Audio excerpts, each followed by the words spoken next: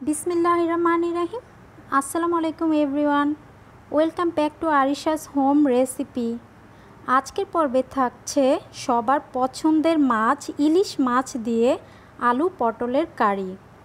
ইলিশ আমাদের জাতীয় মাছ, আর এই মাছ দিয়ে যাই রান্না করি সবই খুব টেস্টি হয়। আমি কিভাবে রান্না করলাম ইলিশ মাছ দিয়ে পটল আলুর ঝোল, চলুন দেখে নিই একবার।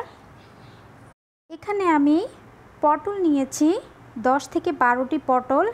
আমি খোসা ছেড়ে এভাবে লম্বা করে টুকরো করে নিয়েছি। আর পটলের ভিতরে যে বিচি ছিল সেটা অনেক মোটা বড় ছিল, তাই আমি বিচিটা ফেলে দিয়েছি। আর যে পটলের বিচিটা একটু কচি ছিল আমি সেটা নিয়ে নিয়েছি, আর যেটা বিচিটা বড় ছিল আমি বিচিটা ফেলে দিয়েছি, কারণ রান্নার সময় বিচিটা কামড়ে পড়লে ভালো লাগে না, তাই আমি বিচিটা ফেলে নিয়েছি। আর আমি পটলটা রান্না করার জন্য এখানে আমি একটা বড় আলু নিয়েছি। আলুটা আমি পাতলা করে কেটে নিয়েছি যেন পটলের সাথেই সিদ্ধ হয়ে যায়।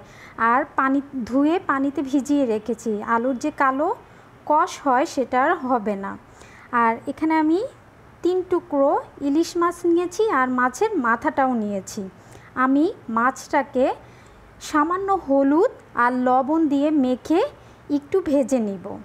আর লাগবে এখানে আমার 1 চা চামচ মরিচ গুঁড়ো, 1 চা চামচ হলুদ গুঁড়ো, স্বাদ মতো লবণ, হাফ কাপ ধনে পাতা কুচি, 3টা কাঁচামরিচ ফালি করে নিয়েছি, 1 কাপ পেঁয়াজ কুচি নিয়েছি, আর 1 টেবিল চামচ রসুন বাটা, আর 1 চা চামচ নিয়েছি আমি আদা বাটা। এখন আমি মাছটা লবণ আর হলুদ দিয়ে মেখে ভাজতে চলে যাব। প্যানে আমি 4 টেবিল চামচ তেল দিয়ে দিয়েছি। এখন আমি তেলটা গরম হয়েছে, এখানে আমি মেখে রাখা মাছটা ভেজে নিব। মাছটা আমি দিয়ে দিয়েছি, এখন আমি মাছটা হালকা ভেজে নিব। মাছটা আমি কড়া করে ভাজবো না। এই পাশ হয়ে গেলে আমি অপর পাশ উল্টে দিব। অপর পাশটা আমি উল্টে দিয়েছি, মাছটা ভাজা শেষ আমার। এখন আমি মাছটা একটা পাত্রে তুলে নিব। এই মাছ ভাজার তেলেই আমি পেঁয়াজ কুচি দিয়ে দিব, দিয়ে পেঁয়াজটা একটু সিদ্ধ করা পর্যন্ত ভাজতে থাকবো। পেঁয়াজটা যতক্ষণ না নরম হয়ে আসে ততক্ষণ আমি একটু ভেজে নিব। তারপর অন্যান্য মশলাগুলো দিয়ে দিব।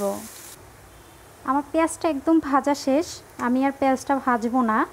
এখন আমি একটু আদা রসুন বাটা আর দিয়ে দিব লবণ, হলুদ, মরিচের গুঁড়ো, আর একটু পানি দিব মশলাটা কষানোর জন্য। এখন আমি মশলাটা খুব ভালোভাবে কষিয়ে নেব। মশলাটা আমার একদম কষানো শেষ। এখন আমি এখানে পটল আর আলু দিয়ে দিব। দিয়ে আমি আলু আর পটলটা মশলার সাথে 2 থেকে 3 মিনিটে একটু কষিয়ে নিব। পটলটা আমার কষানো শেষ। পটল থেকে একটু পানিও উঠেছে, সেই পানিতে আমি পটলটা 3 মিনিট একটু কষিয়ে নিয়েছি। এখন আমি ঝোল দিয়ে দিব। এখানে আমি 2 কাপ পানি দিয়ে দিব, দিয়ে একটা ঢাকনা দিয়ে ঢেকে দিব। আর ফিরে আসছি বলক আসা পর্যন্ত।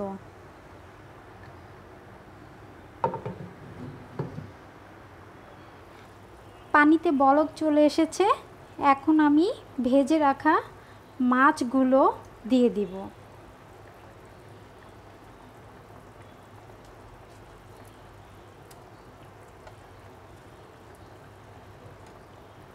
আর দিয়ে দিব কাঁচামরিচের ফালি, দিয়ে আমি আরও কিছুক্ষণ ঢেকে এটাকে রান্না করব।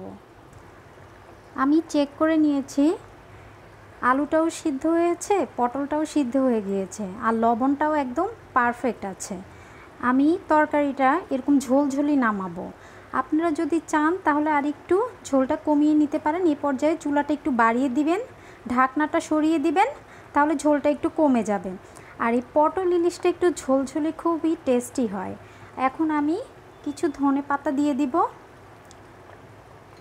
ধনে পাতা দিয়ে আর 2 মিনিট রান্না করে এটা আমি সার্ভ করে নিয়ে আসছি আপনাদের সামনে। আমি সার্ভ করে নিয়েছি আর আমার হয়ে গেল মজাদার পটল আলু দিয়ে ইলিশের ঝোল। এই খাবারটি খুবই ট্রেডিশনাল খাবার, গ্রাম বাংলার ঐতিহ্যবাহী খাবার এই পটল ইলিশ। এই রান্নাটি খুবই সহজ এবং জনপ্রিয়। আশা করি আপনাদের সবার ভালো লেগেছে। ভালো লেগে থাকলে আমার চ্যানেলটি অবশ্যই সাবস্ক্রাইব করতে ভুলবেন না। আজ এখানেই বিদায় নিচ্ছি। সবাই ভালো থাকবেন। আল্লাহ হাফেজ।